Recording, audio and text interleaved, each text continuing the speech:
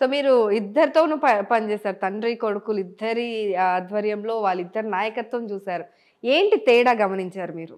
నాకైతే రాజశేఖర రెడ్డిని చూసిన తర్వాత జగన్మోహన్ రెడ్డిని చూస్తున్నప్పుడు ఆ మేనరిజం, ఆ పలకరింపు, ఇలాగ గుద్దడం, ఇలా చేయడం అన్నీ ఇంకా రాజశేఖర రెడ్డే కనిపిస్తాడండి నాకు జగన్మోహన్ రెడ్డిలో. నిజంగా చూస్తుంటే ఇంకా ఆయనే కనిపిస్తుంటాడు. నేను జగన్మోహన్ రెడ్డిని అసలు చూడను. అలా చూస్తుంటే ఇంకా రాజశేఖర రెడ్డి మీదే అంత కనిపిస్తుంటుంది.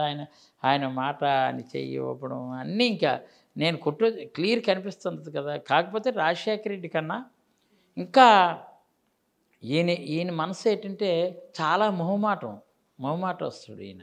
ఎవరు? జగన్మోహన్ రెడ్డి. అడిగింది కాదని లేరు. అచ్చా.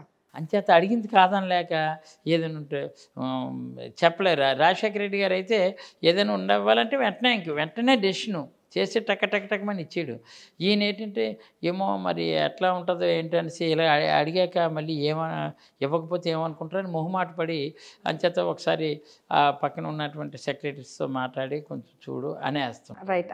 దాన్ని ఇప్పుడు మొహమాటం కాకపోవచ్చు, ఆ 72 మంది సలహాదారులను ఉపయోగించుకునే తనమేమో అని ప్రతిపక్షాలు అంటున్నారు. చెప్పలేక అక్కడ ఉన్నటువంటి అదంతా అక్కడ ఉన్న స్టేటు ఫైనాన్షియల్ పొజిషన్ కూడా ఆయనకి తెలుసు కాబట్టి పూర్తి అంటే రాజశేఖర రెడ్డికి ఏంటంటే ఈయన ప్రతి పిన్ను అవగాహన చేసుకుంటారు. ప్రతి సబ్జెక్టు బాగా చదువుతారు, చాలా డెప్త్కి వెళ్తారు, చాలా లోతుగా వెళ్తారు. రాజశేఖర రెడ్డి గారు అంత ఆలోచించేవారు కాదు, అంత డెప్త్కి వెళ్ళరు. ఎస్ ప్రజలకు ఉపయోగం చేసేయడమే అంతే, ఇంకా అది అవునా తర్వాత చూద్దామని. ఈయన డెప్త్కి వెళ్ళి మనం కన్ఫ్యూజ్ అయిపోతుంటారు. కన్ఫ్యూజన్లో ప్రజలకి ఇంప్లిమెంట్ చేయగలమా లేదని ఆలోచిస్తారు. అంచేత అది చెప్పలేక కొంచెం సెక్రటరీస్కి వెళ్ళి మాట్లాడి చెప్పి నేను చెప్తాను అని చెప్పి అప్పుడు బాగుంటే ఆటోమేటిక్. ఇప్పుడు రైతులు ఉంది మా చోడవరం షుగర్ ఫ్యాక్టరీకి 80 కోట్లు ఇచ్చారు. 80 కోట్లు ఫస్ట్ టైము ఏ ముఖ్యమంత్రి, ఈవెన్ రాజశేఖర రెడ్డి గారు కూడా అప్పుడు 80 కోట్లు ఇవ్వలేదు. టన్ను ఒక్కంటికి 200 రూపాయలు, 10 కోట్లు 13 కోట్ల వరకు రాజశేఖర రెడ్డి ఇచ్చారు. కానీ మరి జగన్మోహన్ రెడ్డి గారు అయితే 80 కోట్లు ఇచ్చారు. అంటే ఎక్స్ప్లెయిన్ చేస్తే కాదని లేరు ఆయన. సంవత్సరం 10 కోట్లు చొప్పున 20 కోట్లు చొప్పున ఇచ్చారు.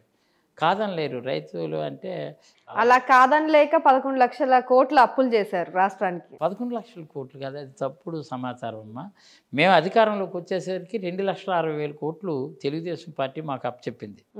తీర్చారా ఇంకా పెంచారా? మరి 2,60,000 కోట్లు అప్పచెప్పింది. ఈరోజు ఫ్లోర్ ఆఫ్ ది హౌస్లోనే పార్లమెంట్లో నిర్మలా సీతారామన్ గారు చెప్పారు క్లియర్గా. అప్పటికి 4,62,000 కోట్లు మాది. 4,60,000 అంటే మేము అధికారంలోకి వచ్చిన తర్వాత 4,62,000 అంటే ప్రొపోర్షనేట్గా చూడండి. వాళ్ళకన్నా మేము 2 లక్షలు, ఇంకా తెలుగుదేశంతో పోల్చుకుంటే ఆ రేషియో కన్నా మాకు తక్కువే. అలాగే రాష్ట్రానికి రావాల్సిన ఆదాయం 2 ఇయర్స్ కరోనా వల్ల ఇంచుమించు 1,60,000 కోట్లు కోల్పోయాం టోటల్గా. సో మరి 1,60,000 కోట్లు మన ఏ స్కీమ్స్ కూడా మనం ఆపలేము. ఇప్పుడు 75,000 కోట్లు పర్ యానం ఈరోజు గౌరవ ముఖ్యమంత్రి గారు జగన్మోహన్ రెడ్డి గారు అందరికీ వెల్ఫేర్ స్కీమ్స్ పంపిణీ చేస్తున్నారు. 75,000 కోట్లు. ఈవెన్ కరోనా టైంలో కూడా మేము రాష్ట్రానికి ఆదాయం ఆర్థిక వనరులు కోల్పోయినా మేము ఇవ్వలేదు. అయితే కాదు ఆపలేదు ఏ స్కీము. సో దానివల్ల అదొక 1,60,000 కోట్లు రేషియో చూసుకోండి. అలా చూసుకున్నా అంతా కలిపి మ్యాక్సిమం ఇప్పుడు ఉన్నటువంటిది టీడీపీ గవర్నమెంట్తో పోల్చుకున్నటువంటి దాంతో కలిపి అన్నీ లెక్కేసుకున్నా ఆల్ రేషియోతో పోల్చుకుంటే మా రేషియో తక్కువే. అంటే వాళ్ళతో పోల్చుకున్నారు కానీ అప్పు మాత్రం చేస్తున్నారు మొత్తానికి. ఇప్పుడు అప్పుతో పాటు ఈరోజు జీడిపి రేటు దేశంలో చూసుకుంటే అప్పుడు 11వ స్థానంలో ఉండేది, ఇప్పుడు 3వ స్థానంకి వచ్చింది బ్రహ్మాండంగా. మనం ఏంటంటే అవుననుకున్న జీవన ప్రమాణాలు మెరుగుపరిచేది. ఇవన్నీ ఎట్లా వచ్చి ఇప్పుడు 2,57,000 కోట్లు ఈరోజు సంక్షేమం కోసం ఖర్చు పెట్టాం.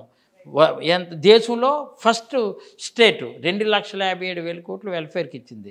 మరి అది ఇప్పుడు ఇప్పుడు వైఎస్ఆర్ చేతి ద్వారా 18,750 రూపాయలు ఒకరికి ఇచ్చాం, అమ్మఒడి ద్వారా 15,000 ఇచ్చాం. అవి వాళ్ళ దగ్గర ఉండిపోవు కదా, వాళ్ళు ఏదో వ్యాపారంలో కొట్టుపెట్టి అలా జీవన ప్రమాణాలు మెరుగుపడ్డాయి. అక్షరాస్యత పెరిగింది, నిరక్షరాస్యత తగ్గింది.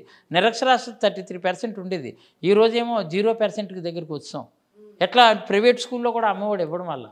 అంటే సో మనకేంటంటే ఇది డబ్బులు ఇచ్చేయడమే కాదు, వాళ్ళ అక్షరాస్యత చదువుని పెంచితే వాళ్ళ మంచి విజ్ఞానాన్ని పెంపొందిస్తేనే, ఇంగ్లీష్ మీడియం పెడితేనే, ప్రపంచ దేశాలతో పోటీ పడి మన వాళ్ళు ఎదిగితేనే రేపొద్దున వీళ్ళ ఆర్థిక స్తోమత బాగుపడుతుంది, జీవన ప్రమాణాలు మెరుగుపడతాయి, పేదరికం తగ్గుతుందని ఒకే ఒక కాన్సెప్ట్తో జగన్మోహన్ రెడ్డి గారు వ్యవస్థలో ఎన్నో మార్పులు తీసుకొచ్చి ఒక బ్రహ్మాండమైన రిఫార్మ్స్ ఎడ్యుకేషన్లో కానీ వైద్యంలో కానీ చాలా రిఫార్మ్స్ తీసుకొచ్చినటువంటి మహానేత.